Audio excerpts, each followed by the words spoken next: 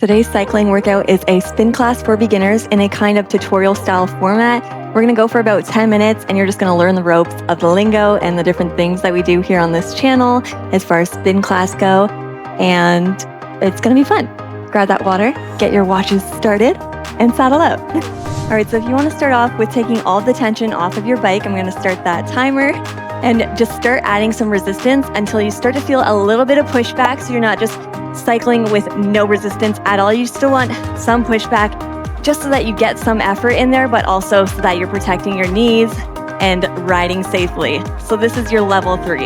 Your baseline, we never go lower than a 3, and the highest is a level 10. Subjective resistance scale. You make it up in your head based on feel, so it's gonna grow with you, and it might change by the day based on how you're feeling. And it also changes based on the bike too. Every bike has different sensitivities to resistance knobs. All right, so this is our warm up and our rest tension for the most part. Let's get that forearm check. So shake out those shoulders, nice and relaxed up top. Nice little bend in the elbows. You're not tensed up, shoulders are away from the ears. Nice straight back, neutral spine, engaged core. And that's it. Don't overthink it. Wherever you place your hands, some instructors will call out numbers like first position, 2, now there's a 2.5 position, 3. I think it just gets confusing, especially since I have all of these numbers going on over here. So you'll find that where you place your hands is pretty intuitive anyways. If I'm in the saddle, I'm usually gonna be hands here, hands here, hands here. I'm not going to be like that. So I just find it's not necessary to call out numbers. All right. So we're just going to jog it right here. And in the warm up, I like to add some quick little cadence play. So going between higher RPMs and back to this resting RPM tension situation. But when we're gonna level up those RPMs and move the legs faster, since we're at our lowest tension, we have to level up the tension a little bit. So that's gonna be your level 4. So add a little bit more resistance for some leg control and boost those RPMs. Let's try it out in 3, 2, 1. Now you get more pushback. You should have enough tension so that you're not bouncing those hips up and down and you're just cruising, getting a feel for that leg turnover. Tap back to that 3 baseline in 3, 2, 1. And that's a stride. Easy peasy. Let's do another stride. In 3, 2, 1. Get that level 4 again. Try not to tense up as the intensity changes.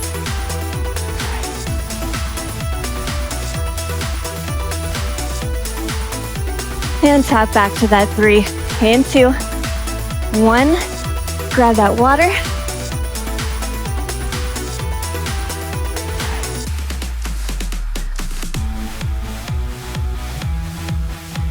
All right, so now we're gonna raise the resistance to something called a tempo.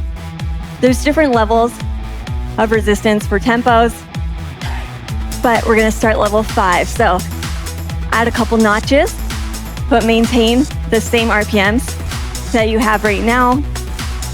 And the RPM guide is always just a guide. If you can't hit it, that's fine. It's just about effort and making sure a sprint feels like a sprint, a climb feels like a climb.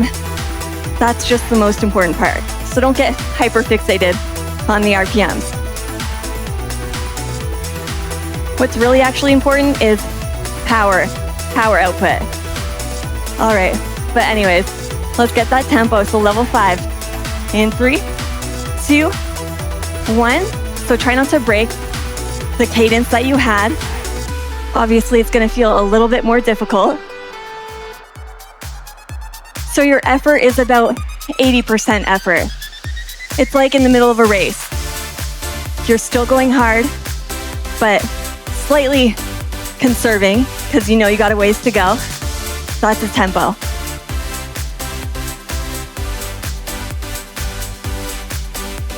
Sometimes we'll take level 5 tempo as our rest period. Sometimes we'll hold this level 5 tempo and then play with the RPMs. We call that a drift. So a level 5 sprint. So let's try that now. We're tempoing right here. Let's boost those RPMs back to what we strived for in the warm-up with that level 4, except we're at level 5 now. Boost those RPMs in 3, 2, 1. All right, and that's a tempo drift. We do power drifts on the channel as well. Those are a lot of fun. Let's go back to those tempo RPMs right here, level 5. In 3, 2, 1. So you're easing back a bit on that effort. And let's tap back to that 3. In 2, 1. Grab that water. I keep looking at the audio meter. Hopefully the audio is okay. It's been a struggle. All right, so now we're gonna hit some climbs. This is where we get into level 7, 8, 9 resistance territory. We skip level 6. Level 6 is like the same as a 5, obviously heavier, but it's sprinting in and out of the saddle because when you rise out of the saddle, you need more tension for safety, leg control, all that good stuff. So let's get a level 7, climb it out in the saddle. If you need that butt rest, you can rise at the level 7 and just jog it out. Either way, we got 3, 2, 1. So you're adding resistance until it starts to feel like you're climbing. This is your baseline climb, level 7. So level 7 tempo is this resistance, but out of the saddle. Like that, get that butt rest. Get that rest out of the saddle, tempo rest. And we also can sprint here because we have enough tension. So if you want, you can raise those RPMs in 3, 2, 1. And again, you might find it more comfortable to place your arms, your hands at the ends of the handlebars here. This is a full throttle sprint because you're heavy tension out of the saddle. Tap back in 3, 2, 1.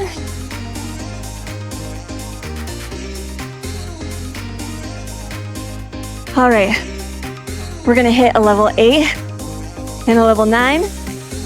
These are always gonna be standing climbs. I guess we should go back to 7 and do a power sprint first. So that climbing tension, we're gonna stay seated. This is a power drift moment. So get that seated climb tension again, level 7. In 3, 2, 1. So just when you start to feel that resistance and it feels like a challenge to hit those RPMs, moving that flywheel, climbing it here, and you're gonna raise those RPMs, try to get those watts, that power output right here. This is a power drift. Coming up in 3, 2, 1. So raise those RPMs. We are power sprinting, level 7 in the saddle. Pull tap back, hand 2, 1. Let's hit that level 8 now. Out of the saddle climbing. Heaviest tension yet. We got 3, 2, 1. So find that 8. You should feel the same kind of pushback as far as the flywheel weight being difficult to move, but now you're out of the saddle. So you're using that body weight, so you need more resistance. This is your basic standing climb, level 8. We can also do power drifts here, where we strive for that watt output. So raise the raise the RPM. In 2, 1. This is a power climb.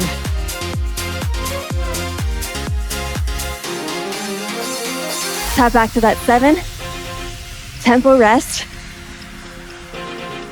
We'll do one more thing and then just jog it out in the saddle, just the way we started.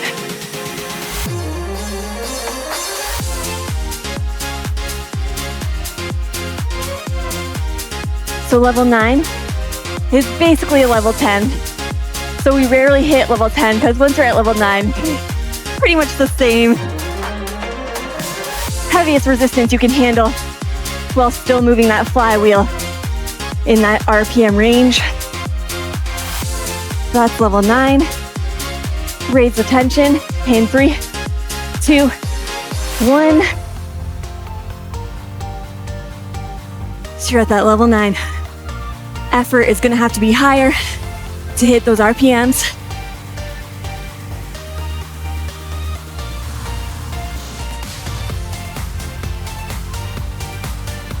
So usually from here, if we raise it to level 10 climb, you add a little bit more tension and you hold it usually for about 10 seconds. And that's really just to get a little jolt, a little change up so that you really focus and lock in. Pulse that down in 3, 2, 1. Whew. Cruising. Grab that water. Amazing work on your first spin class.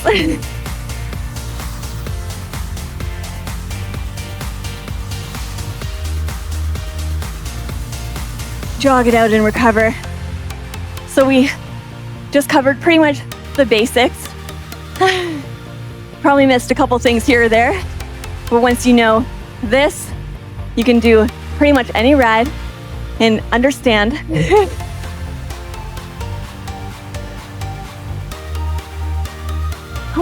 Getting that breath work under control, getting ready to stop that bike in about 15. Thank you so much for riding with me. Don't forget to like, comment, subscribe. Check out channel memberships if you want. We got 3, 2, 1. Average heart rate 163, maximum 178. Thank you so much for riding with me. I hope you learned a lot and had fun. See you at the next ride. Bye, guys.